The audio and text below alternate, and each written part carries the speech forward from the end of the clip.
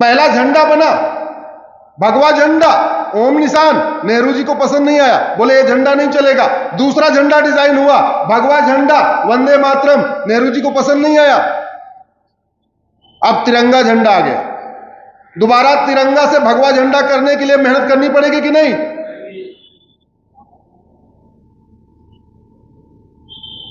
हमारा राष्ट्रगान वंदे मातरम, पूरा फ्रीडम मूवमेंट वंदे मातरम भारत माता की जैसे हुआ। वंदे मातरम के नाम से अखबार निकलता था, वंदे मातरम के नाम से गजल लिखी जाती थी, वंदे मातरम के नाम से नाटक होता था। पूरा पूरा वंदे मातरम वॉर क्राई हो गया था। अंग्रेजों ने वंदे मातरम बैन कर दिया। बंकिम चंद्र चटर्जी ने वंदे मातरम लिखा, नेहरू जी को पसंद नहीं था। नेहरू जी की लॉबी संविधान सभा में मजबूत थी, विरोध किया, जनगण मन आ गया। जनगण मन का फ्रीडम मूवमेंट में कोई योगदान नहीं।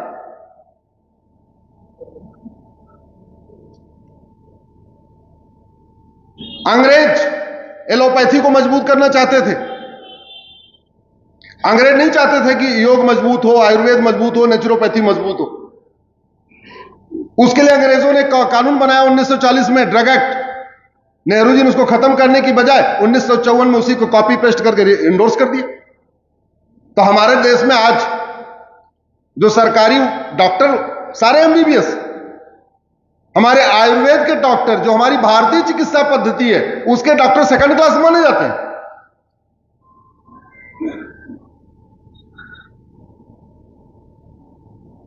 आर्टिकल 11 संविधान का कहता है ऐसा कानून बनाओ जो देश से गद्दारी करे, मक्कारी करे, आतंकवाद फैलाए, अलगाववाद फैलाए, चरमपंथ फैलाए, पत्थरबाजी करे, उसकी नागरिकता खत्म करो। कानून बनाया, किसी की नागरिकता आज तक गई क्या?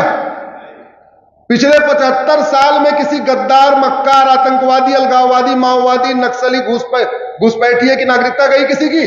नहीं।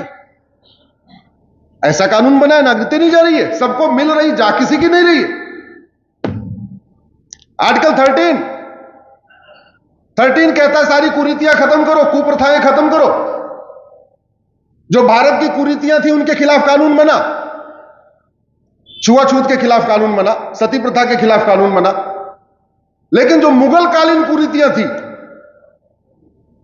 तलाके बिद्दत तलाके, हसन तलाके, एहसन तलाके, बाइन तलाके, किनाया, तहर्रुस, निकाह हलाला, निकाह मुता, निकाह मिस्यार, उसके खिलाफ कोई कानून ही नहीं। ये आर्टिकल 13 कहता है कानून बनाओ, नहीं बनाया। अपनी ड्यूटी नहीं निभाने वाले को क्या कहेंगे? जो वेतन भत्ता, गाड़ी बंगला सब कुछ ले लेकिन अपना काम ठीक से न करे, उसको क्या कहते हैं? यूएन की परमानेंट मेंबरशिप मिली, बोले नहीं नहीं हमको नहीं, चीन को दे दो। आज उस मेंबरशिप के लिए कितनी मेहनत करनी पड़ रही है, पूरी दुनिया से समर्थन मांगना पड़ रहा है, और पहले बैठे बैठे मिल रही थी। और कहते हैं हमको तो बड़ा देश से प्रेम है। उसी परिवार के लोग कहते हैं हमको बड़ा देश से प्रेम है। चीन को जमीन दे दिया। डॉक्टर अंबेडकर ने कहा भारत की राष्ट्रभाषा संस्कृत होगी। संस्कृत को भारत की राजभाषा बनाने के लिए, राष्ट्रभाषा बनाने के लिए डॉक्टर अंबेडकर ने प्रस्ताव पेश किया। उस प्रस्ताव को नेहरू की लॉबी ने गिरा दिया। नहीं तो आज भारत की official language, national language Sanskrit होती।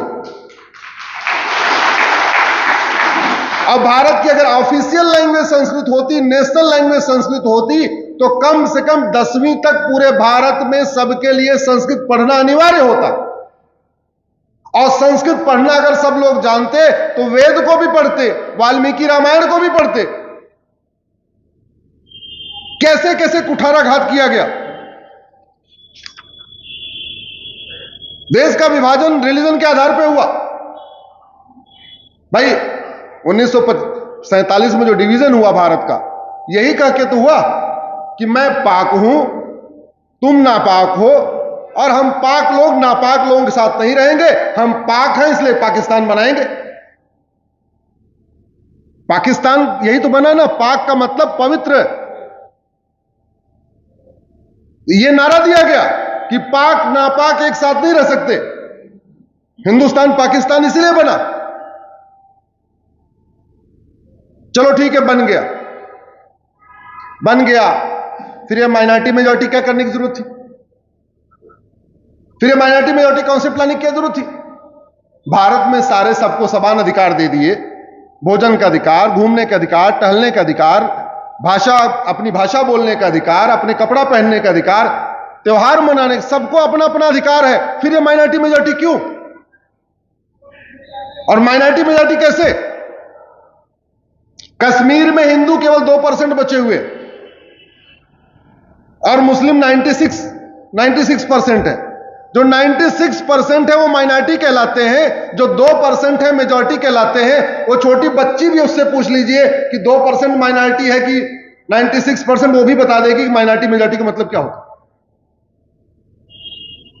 कक्षा 1 के बच्चे से पूछिए कि 2% ज्यादा होता है कि 96 ज्यादा होता है कि 2 ज्यादा होता है। एक वाला भी कहेगा 96 ज्यादा है, 2 कम है। और दुर्भाग्य देखिए, जो 96% है कश्मीर में वो माइनॉरिटी कहलाते हैं, जो 2% है वो मेजॉरिटी कहलाते हैं। लद्दाख में जो 1% है वो मेजॉरिटी कहलाते हैं, हिंदू। लक्षद्वीप में केवल 2% हिंदू बचे हैं, वो मेजॉरिटी कहलाते हैं। जो 97% है वो माइनॉरिटी कहलाता है। नागालैंड में जो 88% है वो माइनॉरिटी कहलाता है, जो 8% है मेजॉरिटी कहलाता है। मेघालय में जो 2% है हिंदू वो मेजॉरिटी कहलाता है, जो 88% है वो माइनॉरिटी कहलाता है। इसमें बदलाव करना पड़ेगा कि नहीं? ये बदलाव कहां से होगा? कहां से होगा? इसमें कुछ एक बदलाव तो करने के लिए 2/3 लोकसभा में चाहिए, 2/3 राज्यसभा में चाहिए।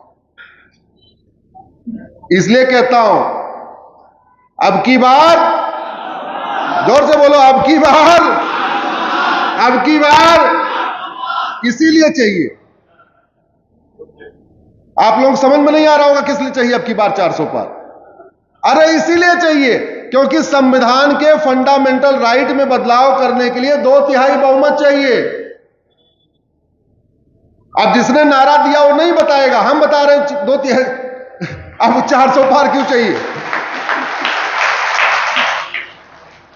नारा देने वाले की एक लिमिटेशन है, वो नहीं बता सकता।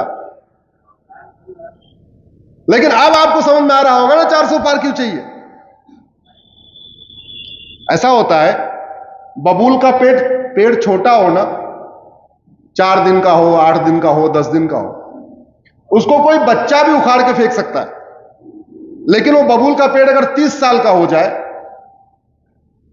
तो 10 लोग मिलके उसको उखाड़ने में मुश्किल आएगी, कांटे भी चुभेंगे, कांटे भी लगेंगे, जड़ें मजबूत हो चुकी होंगी, मेहनत लगेगी। जो काम 1947 में बड़े आसानी से हो सकता था, 1950 में बड़े आसानी से हो सकता था, वही काम 2024, 25, 26, 27, 28 में बड़ी मेहनत से कब होगा? क्योंकि बीमारी बढ़ गई है। पहले जो बुखार था वो टाइफाइड हो चुका है। अब बुखार 2 गोली ठीक होता है, टाइफाइड 10 गोली खाना पड़ता है। 1900 उसके बाद बेटी आई, बेटी ने इमरजेंसी लगाया, सबको पता है, सेकुलर शब्द जोड़ दिया। हमारे देश में माइनॉरिटी मेजॉरिटी का कोई कॉन्सेप्ट नहीं था। पहली बार किसी यूनिवर्सिटी को माइनॉरिटी यूनिवर्सिटी का दर्जा दिया गया था 1984 में, वो दिया था इंदिरा गांधी ने, जिसको अभी हम लोगों ने सुप्रीम कोर्ट में चैलेंज किया है। आप लोग सुने होंगे 7 जजों की बेंच सुनवाई कर रही है, वो अभी मैटर चल रहा है। हम लोगों का आर्गुमेंट पूरा हो चुका है, बहुत जल्दी जजमेंट आएगा और हमें पूरा भरोसा है कि अलीगढ़ यूनिवर्सिटी का माइनॉरिटी का स्टेटस खत्म होगा, ये सुप्रीम कोर्ट से होगा।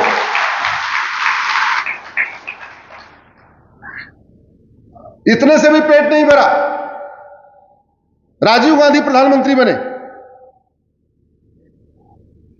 1984 में उन्होंने वक्फ एक्ट को अनलिमिटेड पावर दे दिया। और यह वक्फ एक्ट बनाया किसने था? नाना ने 1954 में।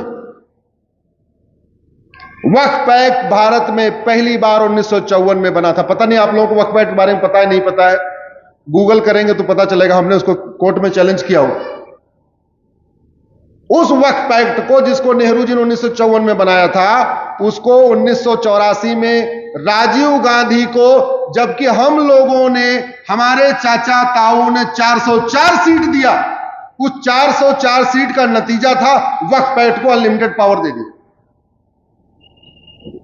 और आज की डेट में वक्फ एक्ट इतना पावरफुल हो गया है, इस मानस सदन को, जहां आपका राष्ट्रवादी संघ का अधिवेशन हो रहा है, अगर वक्फ एक्ट आके कह दे, वक्फ बोर्ड का कोई आदमी, यहां बाबर का घोड़ा घास खाता था, केवल यही कहना है, केवल इतना उसको नोटिस भेजना है, इस जमीन पे जहां ये मानस सदन बना हुआ है, बाबर का घोड़ा घास खाने आता था, इसलिए ये वक्फ बोर्ड की प्रॉपर्टी है। आप उस नोटिस को गुनाह की कोर्ट में चैलेंज नहीं कर सकते। उस नोटिस को चैलेंज करने आपको भोपाल जाना पड़ेगा। भोपाल कितना दूर है यहां से? चलो आप तो चले जाओगे, जिसने ये मानस सदन बनवाया है तो पैसे वाले हैं, अब चले जाएंगे। अरे वो झबुआ का आदिवासी कैसे जाएगा? वो झबुआ का आदिवासी जिसने कभी लोकल कोर्ट नहीं देखी झबुआ की, वो भोपाल कैसे जाएगा 700 किलोमीटर दूर? क्योंकि वक्फ बोर्ड का ऑफिस तो केवल राजधानी में होता है। मेरठ मुजफ्फरनगर से लखनऊ 600 किलोमीटर दूर, वो मेरठ मुजफ्फरनगर का दलित लखनऊ कैसे जाएगा?